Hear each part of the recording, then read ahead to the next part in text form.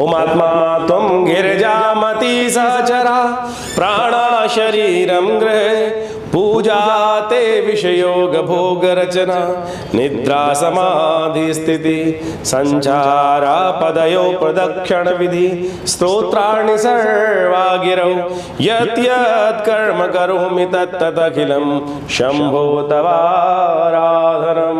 नमस्कार, स्वागत है आपका आचार्य वाणी में। मैं आचार्य डॉक्टर विक्रमादित्य आपके साथ हूं और आज हम बात करने जा रहे हैं किस प्रकार के ग्रहों के योग बनने वाले हैं धनु राशि वालों के लिए जुलाई के अंतिम भाग में। देखिए, धनु राशि वालों के लिए विशेष तौर पर कई ग्रहों का योग बड़ी विचित्र स्थिति लिए हुआ है। ऐसे में हमको ध्यान करने की आवश्यकता है। सबसे पहले तो समझें, आपकी राशि के अनुसार से शनि महाराज इस वक्त वक्री होकर आपके पराक्रम भाव में बैठे हुए हैं। ऐसे में शनि को मनाना बहुत ज़रूरी है, क्योंकि शनि वक्री होकर जब बैठ जाते हैं तो विशेष तौर पर कई ग्रहों की स्थिति बड़ी विचित्र हो जाती है। ऐसे में थोड़ा ध्यान रखते हुए कार्य करने की ज़रूरत है। आपके ग्रह नक्षत्र दृष्टिकोण से क्या कुछ ग्रहों के योग बन रहे हैं वो भी आप समझ लें। बृहस्पति इस वक्त आपके छठे भाव में बैठे हुए हैं और छठे भाव में रिपु के भाव में बैठकर वो थोड़े से ऐसे भाव में है कि जो अननेसेसरी की परेशानी है वही आपके जीवन में कई बार उपस्थित करने के योग देते हैं। तो आप समझें ग्रह नक्षत्र को किस प्रकार से आपको ठीक करना है। हम ज्योतिष के दो भाग को आपके समक्ष कई बार रखते हैं। ज्योतिष के दो भाग हैं, एक गणित है और एक फलित है। गणित गणनाओं पर आधारित है, चमत्कार है कि कैसे हमारे हजारों वर्ष से जो गणनाएं हैं, जब कंप्यूटर भी नहीं थे, कोई स्थिति नहीं थी, टेलीस्कोप नहीं थे, उस वक्त भी हमारे ऋषि मुनि ने वो गणनाएं उपस्थित करी और आज भी वो नासा के बड़े से बड़े कंप्यूटर के साथ मैच करती हैं वो गणनाएं। तो ये एक चमत्कार है। फलित तो उससे भी आगे है। फलित में क्या कहा गया है कि ग्रहों का उपचार किस प्रकार से किया जाए। संसार तो उसको समझता नहीं, लेकिन आध्यात्मिक दृष्टिकोण से वो चमत्कार की पराकाष्ठा है। और ऐसे में मुहूर्त जो है वो उन मुहूर्तों में यदि उपाय कर लिए जाएं तो क्या होता है कि अकाट्य योग बन जाते हैं। जुलाई का अंतिम भाग वही अकाट्य योग लेकर उपस्थित है। ये कहानी नहीं सुना रहे थे हम आपको। बहुत सारे लोग समझने का प्रयास कीजिए कि ये जो जुलाई का अंतिम भाग है वो अकाट्य योग लेकर आ रहा है कि जब संपूर्ण छोटा सा एक कर्म, एक घड़ी आदि से बुनियाद, तुलसी संगत साथ की हरे कोट अपराध, ये समझे कि वो प्रकार योग है। क्यों? क्योंकि सावन का महीना शुरू हो रहा है और इसमें सावन बड़ा अद्भुत मुहूर्त में शुरू हो रहा है। सावन का नाम सावन श्रवण नक्षत्र के कारण से पड़ा है और इस बार प्रतिपदा के दिन श्रवण नक्षत्र स्वयं विद्यमान है, सोमवार के दिन विद्यमान है, शिव के दिन विद्यमान है। तो यानी जो सावन का महीना आरंभ हो रहा है सोमवार से आरंभ हो रहा है, श्रवण नक्षत्र से आरंभ हो रहा है और साथ साथ अंत भी श्रवण नक्षत्र और सोमवार से ही हो रहा है। 5 सोमवार का सुंदर योग है और इन दिनों ऐसे अद्भुत दिन पड़ने वाले। शिव क्यों महत्वपूर्ण हो जाते हैं? वैसे तो शिव सदा संसार के अधिपति हैं। इस वक्त भगवान विष्णु शिष्य या पर विश्राम पे चले जाते हैं और समस्त संपूर्ण संसार का आधिपत्य शिव के हाथ में होता है। और इन दिनों जो शिव को प्रसन्न करने का प्रयास करेगा उसके समस्त मनोरथ सिद्ध होंगे। इसीलिए शास्त्र के अंदर सावन के महीने में शिव पूजा का विशेष महत्व कहा गया है। तो आप बताएंगे हम आपको कैसे पूजा करनी है, कौन से दिन किस प्रकार से पूजन करना है और कौन क्या ग्रहों का योग है आपके लिए।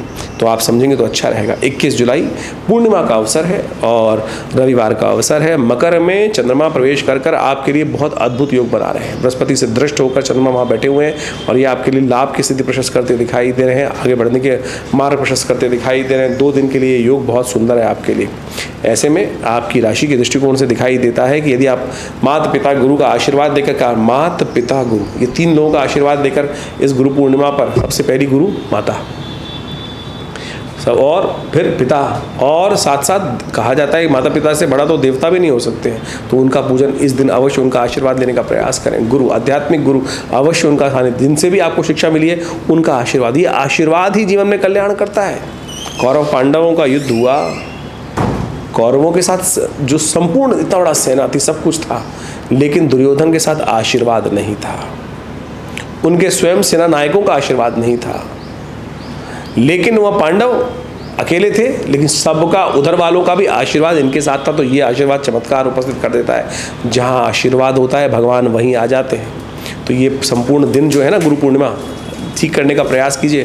देखिए, शनि भी ठीक नहीं है, बृहस्पति भी ठीक नहीं है, और आशीर्वाद लेकर आप गुरुजन का बृहस्पति को भी ठीक कर सकते हैं। ये ध्यान रख लीजिएगा, ये उपाय अवश्य करने का प्रयास कीजिएगा। बहुत सुंदर, शायद कोई आपको बताने का प्रयास नहीं कर रहा, हमने बताया, आपको समझाया है, अवश्य करिए।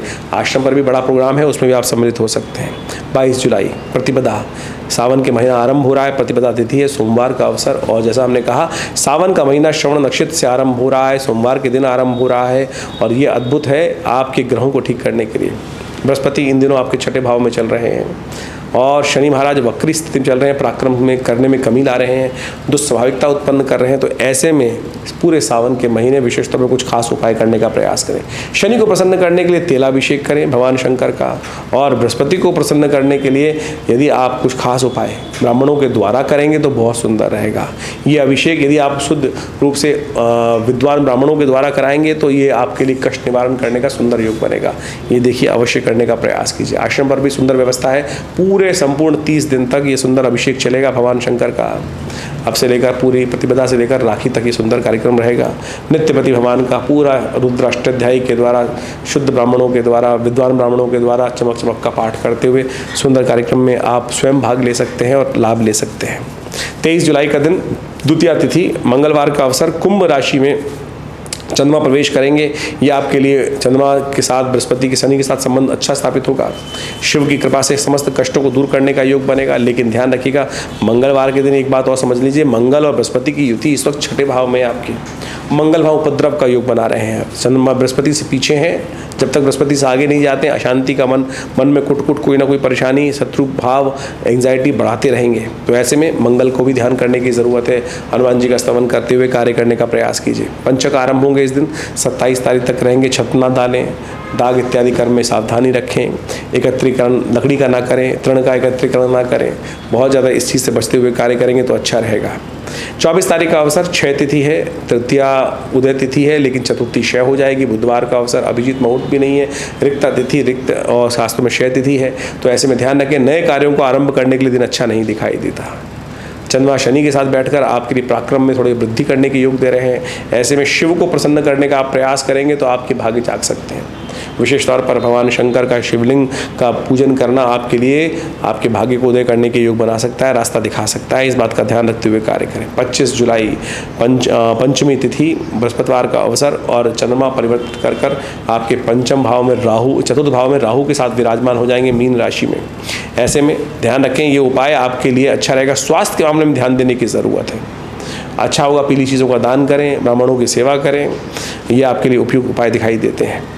26 तारीख को हम बात करें, 26 जुलाई को षष्ठी तिथि, शुक्रवार का अवसर, और इस दिन रेवती नक्षत्र विद्यमान रहेगा, गणमूल रहेगा, जो 2-3 दिन रहेंगे रेवती और अश्वनी, और आधे दिन इस बार रहेगा, अगले दिन आधे दिन, अगले दिन रेवती आधा दिन रहेगा, फिर अश्वनी आ जाएगा और उसके अगले दिन आधा दिन अश्वनी भी रहेंगे। तो ऐसे में जो इन नक्षत्रों में जन्म लेते हैं उनकी मूल शांति उनके माता पिता को अवश्य करानी चाहिए।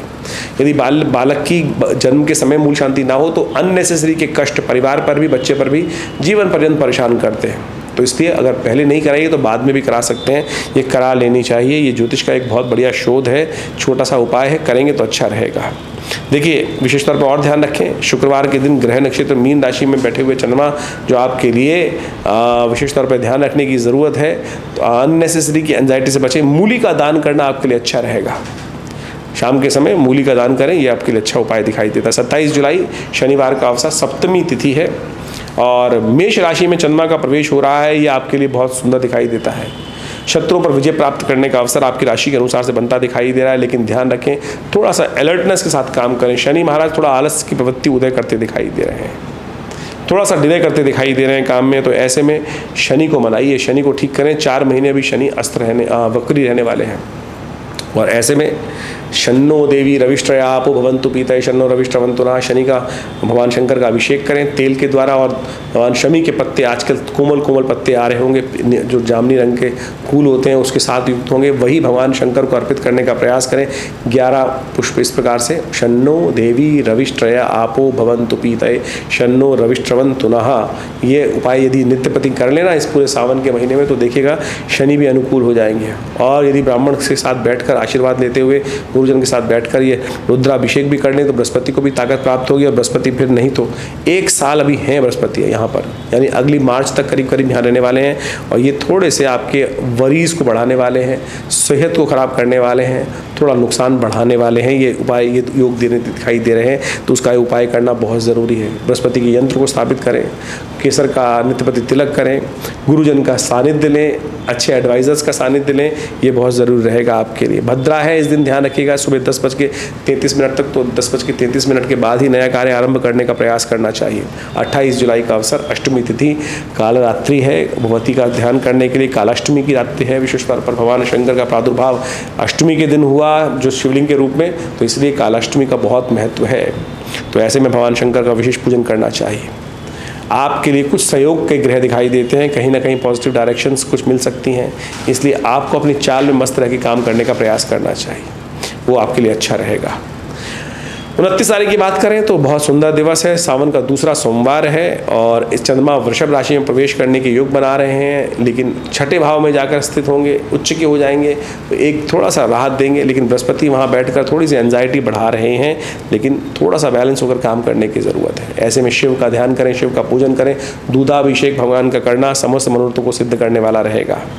30 तारीख मंगलवार का अवसर, ग्रह नक्षत्रों के दृष्टिकोण से जो मंगल आपके इन दिनों ग्रह नक्षत्रों के दृष्टिकोण से चल रहे हैं बृहस्पति के साथ, बृहस्पति से पीछे, ये द्वंद्वात्मक स्थिति उत्पन्न कर रहे हैं। ऐसे में गुड़ चने का दान करना आपके लिए अच्छा है। 31 जुलाई के दिन यदि बात करें, बुधवार का अवसर, कामदा एकादशी का योग और कामदा भगवान विष्णु शेषशैया पर विश्राम कर रहे हैं, तो ऐसे में तुलसी दल उन्हें अर्पित करें, उनका पूजन करें, उनका चरणामृत ग्रहण करें। ग्रह नक्षत्रों के दृष्टिकोण से ये समय आपके लिए विशेष तौर पर यदि हम बात करें तो थोड़ा सा दो धारी ताल चलता दिखाई दे रहा है। यदि बैलेंस होगे, थोड़े बैलेंस होकर काम करोगे तो सब चीज़ ठीक कर सकते हो, नहीं तो अननेसेसरी के झगड़े आपको परेशान कर सकते हैं। इसलिए उपाय करें, शिव का ध्यान करें, भगवान विष्णु का पूजन करें, कल्याण होगा। तो इस प्रकार से ज्योतिष की जो गणनाएं हैं वो बहुत प्रत्यक्ष है। दिन प्रतिदिन आपके जीवन में समय, हर क्षण में आपके जीवन में क्या होने वाला है, इतनी सूक्ष्म ज्योतिष के अंतर्गत गणनाएं आती हैं कि क्योंकि हर समय जो है परिवर्तन की तरफ जा रहा है। उस परिवर्तन को समझने का, उस ग्रह योग को समझने का योग ही ज्योतिष विज्ञान का मुख्य उद्देश्य है। और उसके द्वारा आपके जीवन में समय किस प्रकार से चल रहा है, क्या चल रहा है, यदि वो सही अवगत हम पहले से हो जाएं तो बहुत सारे जीवन के कष्ट जो हैं उसको हम जीवन से दूर कर सकते हैं। ये तो ज्योतिष की काल गणना का एक सुंदर उदाहरण आपके समक्ष बताते रहते हैं हम। इसके साथ साथ आपकी मूल जन्म पत्री में ग्रह योग किस प्रकार के हैं, उनमें किस प्रकार के योगा योग पड़े हुए हैं। देखिए, ऐसा समझें कि अब गोचर में तो सब पूरे विश्व को हमने 12 भागों में बांटकर उनकी जन्मपत्री ग्रह ज्योतिष के अनुसार समझने का प्रयास किया, लेकिन व्यक्ति की अपनी जन्मपत्री में कौन से राजयोग हैं, कौन से दरिद्र योग हैं, कौन से कष्ट के योग हैं, कौन सी दशाएं चल रही हैं, कौन सी अंतर्दशाएं चल रही हैं, कौन सी योगनी दशाएं चल रही हैं, इसके अलावा ग्रहों का बलाबल कितना है। गोचर में आप ये मान के चलें कि इसको इस प्रकार समझ सकते हैं कि सपोज कोई एक क्षेत्र के अंदर कोई बीमारी फैली हुई है। अब ऐसा नहीं है कि सभी व्यक्ति उसकी ग्रास में आ गए, सभी बीमार हो गए, लेकिन कुछ परसेंटेज लोग ज़्यादा बीमार होंगे, कुछ परसेंटेज थोड़े कम बीमार होंगे, कुछों को हल्की सी छुएगी और कुछ बिल्कुल निरोगी रहेंगे। किस पे डिपेंड करता है?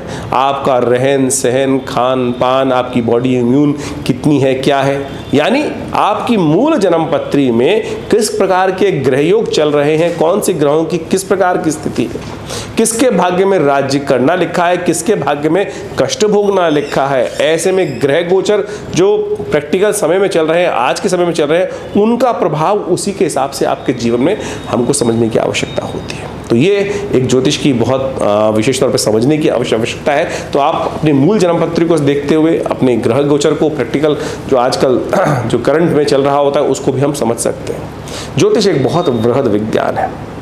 ज्योतिष के दो एस्पेक्ट्स हैं, एक गणित, एक फलित। एक तो गणनाओं के आधार पर हम जो भी एस्ट्रोनॉमिकल कैलकुलेशन परिवर्तन हो रहा है, ग्रह बदल रहे हैं, उस पूरे यूनिवर्स के अंदर कब कौन सा सूर्योदय कब हुआ, कैसे हुआ, कहाँ कौन सा ग्रह अस्त हुआ, कौन सा ग्रह वक्री हुआ, उसकी हम गणनाओं को एक गणित के माध्यम से चेक करते हैं।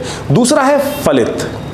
फलित यानी उन गणनाओं का, उन योगों का जो योगा योग बने, उनका प्रभाव व्यक्ति पर, समाज पर, क्षेत्र पर, प्रकृति पर किस प्रकार का होगा, और उसको हम यदि समझें तो वो बहुत प्रत्यक्ष विज्ञान है। और ये पूरा अध्यात्म के साथ जुड़ा हुआ है।